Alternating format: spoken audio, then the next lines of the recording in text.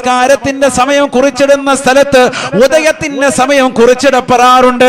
അതെന്തിനു വേണ്ടിയാണെന്നൊന്ന് പഠിച്ചു വെക്കണേ. സുബഹിക്ക് നമസ്കരിക്കാൻ വേണ്ടി കയറുന്ന മനുഷ്യ ആ ഉദയം വരെ ദിക്റിലായി മുസല്ലയിൽ കഴിഞ്ഞുകൂടിയാൽ, ഖുർആൻ ഓതിക്കൊണ്ട് കഴിഞ്ഞാൽ, സലാത്ത് ചൊല്ലിക്കൊണ്ട് കഴിഞ്ഞാൽ, അല്ലാഹുവിന്റെ റസൂൽ പറയുകയാണ്, തഅദിലു ഉംറതൻ താമതൻ താമതൻ തമാ, പരിപൂർണമായ